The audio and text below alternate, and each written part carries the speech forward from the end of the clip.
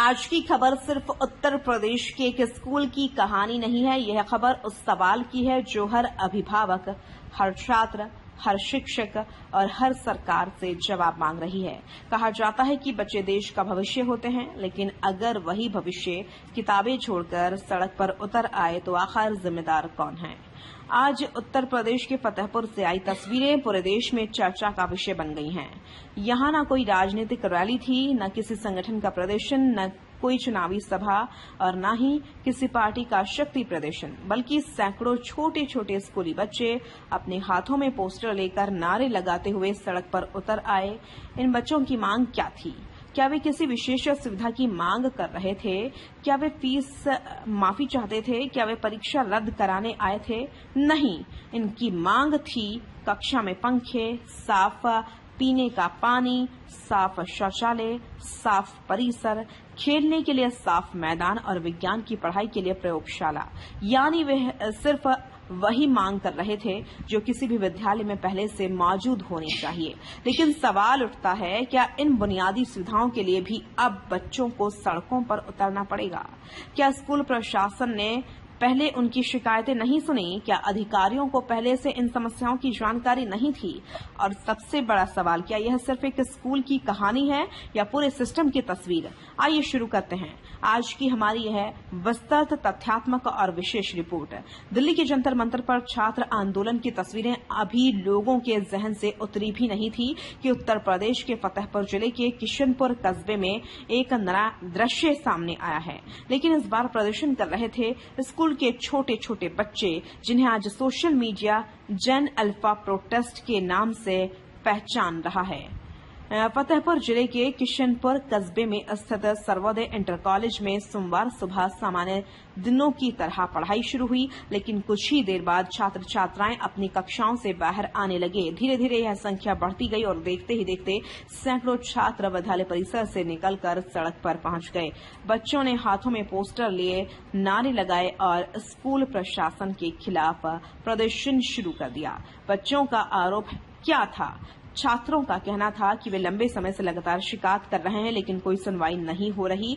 उन्होंने आरोप लगाया कि कक्षाओं में पर्याप्त पंखे नहीं हैं, भीषण गर्मी में पढ़ाई करना मुश्किल हो जाता है, पीने के लिए शुद्ध पानी उपलब्ध नहीं है, आरओ प्लांट नहीं है, वाटर कूलर नहीं है, विद्यालय परिसर में सफाई की व्यवस्था संतोषजनक नहीं है, खेल मैदान में गंदगी फैली रहती है, कई जगह बिजली की वायरिंग खराब है, कई बेंच और डेस्क टूटे हुए हैं, शौचालय की स्थिति खराब है और इंटर के छात्रों के लिए विज्ञान संकाय और प्रयोगशाला की सुविधा भी उपलब्ध नहीं है। यानी बच्चे किसी विलासिता की नहीं, बल्कि बुनियादी सुविधाओं की मांग कर रहे थे। जैसे जैसे प्रदर्शन तेज हुआ, वैसे वैसे लोगों की भीड़ बढ़ने लगी। राहगीर रुककर वीडियो बनाने लगे, सोशल मीडिया पर लाइव वीडियो आने लगे। कुछ ही समय में यह खबर प्रशासन तक फैल गई और उसके बाद जिला प्रशासन पूरी तरह सक्रिय हो गया। डीएम और डीआईओएस मौके पर पहुंचे। स्थिति को देखते हुए जिलाधिकारी निधि गुप्ता वत्स, जिला विद्यालय निरीक्षक राकेश कुमार और अन्य अधिकारी स्वयं पहुंचे स्कूल। उन्होंने बच्चों से बातचीत की, एक एक समस्या सुनी, विद्यालय प्रबंधन से जवाब मांगा और मौके पर समाधान का आश्वासन दिया। जिलाधिकारी ने मीडिया से बातचीत में कहा, बच्चों की प्रमुख मांगें थी कक्षाओं में पंखे, साफ सफाई, खेल मैदान की सफाई, आरओ वाटर प्लांट और विज्ञान विषय की पढ़ाई से जुड़ी सुविधाएं।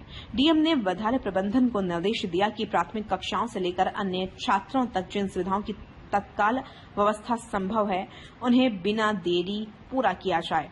उन्होंने कहा कि विज्ञान लैब जैसी मांगों के लिए शासन को प्रस्ताव भेजा जाए। जिला विद्यालय निरीक्षक राकेश कुमार ने कहा, छात्रों की सभी मांगों को गंभीरता से लिया गया है।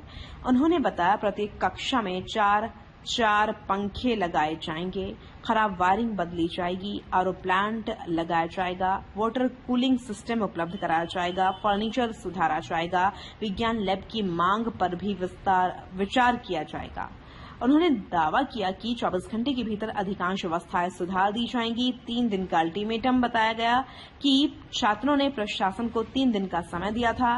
उन्होंने कहा था कि यदि मांगे पूरी नहीं हुई तो वे शिक्षा विभाग के अधिकारियों का घेराव करेंगे। हालांकि प्रशासन के आश्वासन के बाद बच्चों ने अपना प्रदर्शन समाप्त कर दिया। सोशल मीडिया पर क्यों छाया मामला? इस प्रदर्शन का वीडियो सोशल मीडिया पर तेजी से वायरल हो रहा है।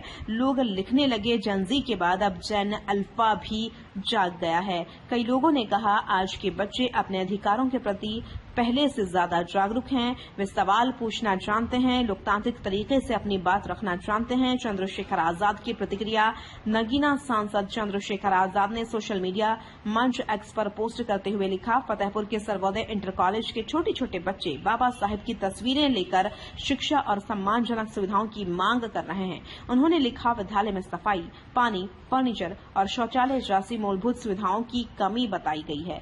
उन्होंने इसे शिक्षा व्यवस्था से जुड़ा गंभीर मुद्दा बताया। क्या केवल यही स्कूल, अब सवाल यह है, क्या केवल यही स्कूल है जहां ऐसी समस्याएं हैं? क्या प्रदेश के सभी विद्यालय, सरकारी विद्यालयों में बुनियादी सुविधाएं पूरी हैं?